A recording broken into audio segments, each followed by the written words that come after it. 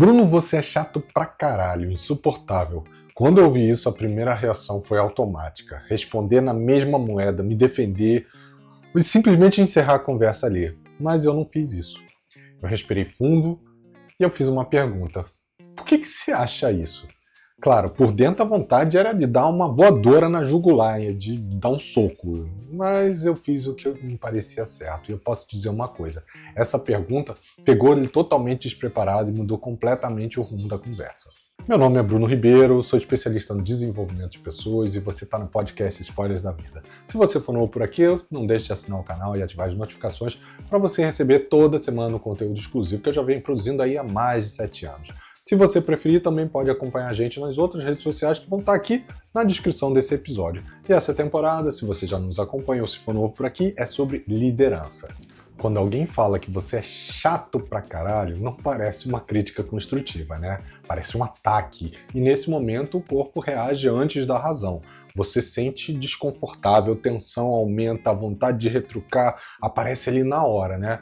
E isso é emoção, não é sobre controle, não é sobre maturidade, é sobre o funcionamento do corpo humano, algo que você não consegue prever. Diante de uma crítica mal colocada, o padrão é simples. Ou você reage, escala ali o conflito, ou você ignora e guarda aquilo para você, e nos dois casos, alguma coisa a gente sabe que se perde, né? Ou a relação ela se desgasta, ou o aprendizado, ou qualquer coisa que possa sair dessa conversa, deixa de existir. Mas se eu te contar que existe uma terceira opção que quase ninguém usa: entender.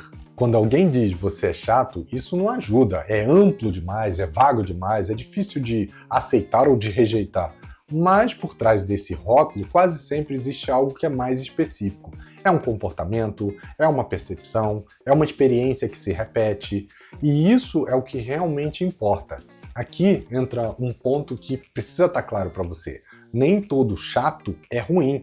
Existe um líder que é exigente, com qualidade, que cobra padrão alto, que não deixa passar um erro crítico. Esse tipo de chatice, entre aspas, pode ser o que sustenta o resultado de um time. Mas também existe o outro lado da moeda, né? O outro tipo de chato. É o líder que controla tudo, que não abre espaço para discussão, que corrige todo mundo o tempo todo. E aí, a gente sabe, o efeito é exatamente o oposto. O que é chato para uma pessoa pode ser rigoroso para outro.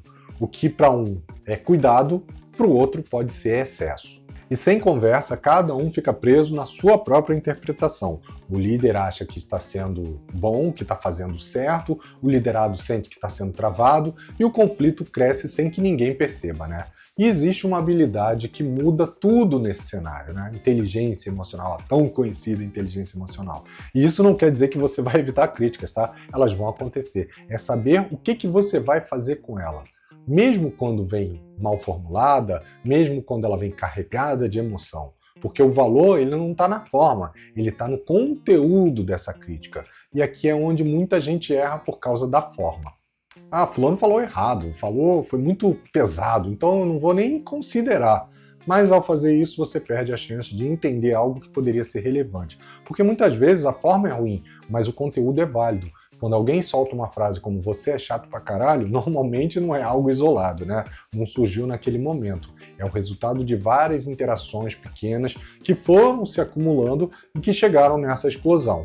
Podem ter sido interrupções que incomodaram, podem ter sido decisões que pareceram unilaterais, podem ter sido momentos em que a pessoa não se sentiu ouvida. E como isso não foi dito antes, sai de uma vez só e sem filtro. Agora presta bastante atenção no que eu vou te falar. Essa talvez seja a frase mais importante desse episódio. Quando alguém te chama de chato, essa pessoa não está descrevendo quem você é. Ela está descrevendo como se sente em relação ao seu comportamento. E isso é um recorte baseado nessas experiências específicas, em momentos concretos, em interações que foram repetidas. Ou seja, não é verdade absoluta, mas também não é irrelevante. Aqui entra um ponto importante. O nosso cérebro não é preciso, ele é eficiente. Em vez de descrever exatamente o que incomoda, ele tenta resumir.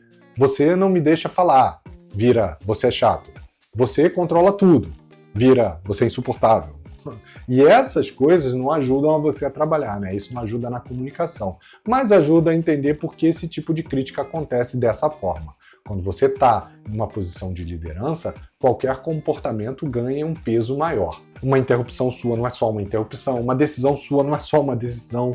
Para o outro, aquilo ali tem um impacto bem maior, porque existe uma hierarquia envolvida. E isso faz com que toda pequena atitude seja percebida com mais intensidade. E outra, essa análise não é só sobre você. Quando alguém te critica, essa pessoa também está falando sobre si mesma. Quem está do outro lado também tem um filtro.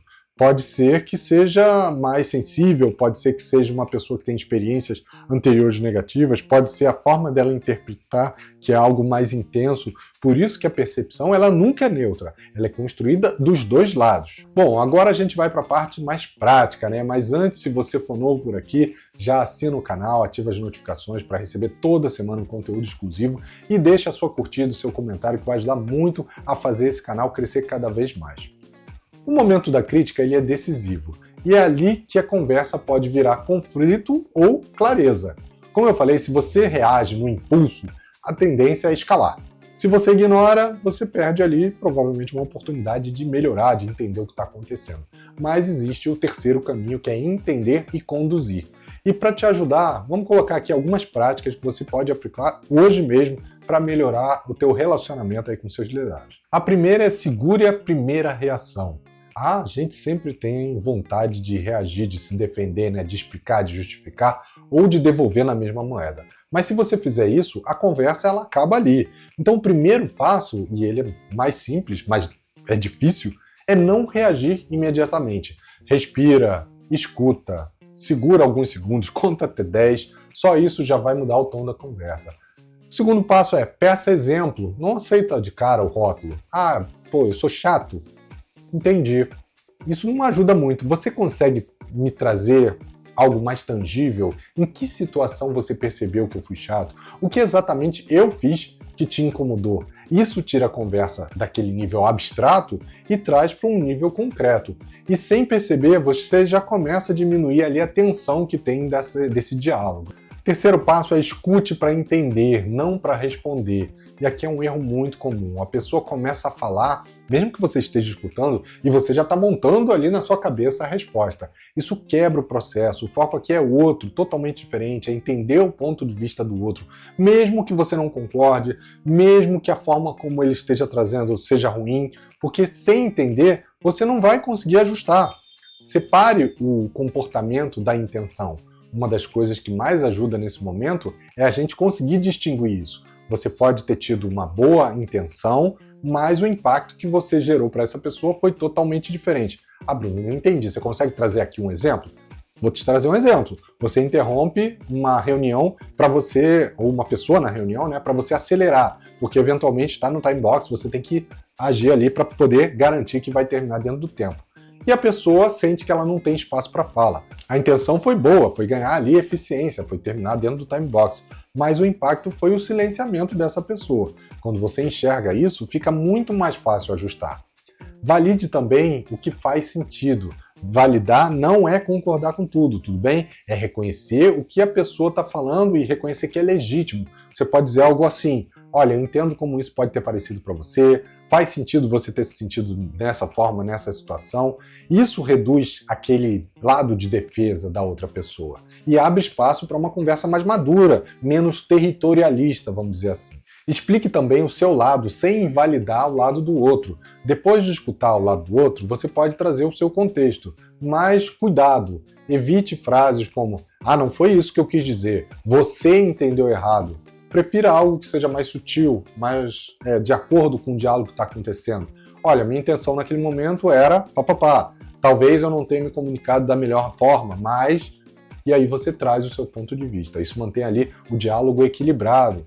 Combine também ajustes práticos. A conversa ela precisa sair do campo da percepção, né? Do tipo, ah, eu acho isso, você acha isso, beleza, muito legal, mas e aí? Aí a gente tem que ir para a ação, né? Pergunta para a pessoa, o que você acha que eu poderia fazer diferente nessas situações? O que você acha que ajudaria a você se sentir mais confortável, que poderia contribuir? E talvez traga a sua visão. Olha, eu posso tentar fazer isso. O que você acha? E da parte da pessoa também. Olha, da sua parte, O que você acha que também ajudaria? Isso cria corresponsabilidade. Defina limites também quando for necessário. Nem toda crítica significa que você deveria mudar tudo, tá? Se algo faz parte do seu papel, aquilo precisa ser mantido. Cobrança de resultados, exigência de qualidade, direcionamento em momentos críticos. Aqui o ajuste não é eliminar, é calibrar a expectativa para que a pessoa entenda que isso faz parte do seu papel. E por fim, cria um ambiente onde isso possa ser dito antes. O ideal é que isso não exploda de um jeito errado, né? Mas que possa ser discutido antes que chegue nesse momento, né? Isso depende de você criar um ambiente, depende de você construir um ambiente psicologicamente seguro, né? As pessoas, elas, quando sentem segurança, elas falam antes, elas não se sentem acuadas, elas não acumulam. Então, no dia a dia, estimula ali feedbacks frequentes, espaço para que elas possam dar a opinião delas, abertura para discordar da sua opinião. É claro que, com todo respeito, isso evita o acúmulo e cria um ambiente de segurança psicológica. O desconforto, ele faz parte do processo. Essas conversas, né, elas nem sempre são fáceis. Elas dão o desconforto, elas mexem com o ego, elas exigem que desenvolva a maturidade, mas são justamente essas conversas que mais geram crescimento, tanto para o líder quanto para o liderado. Ser chamado de chato pode incomodar, pode parecer injusto, pode soar desrespeitoso, dependendo de como seja trazido, né?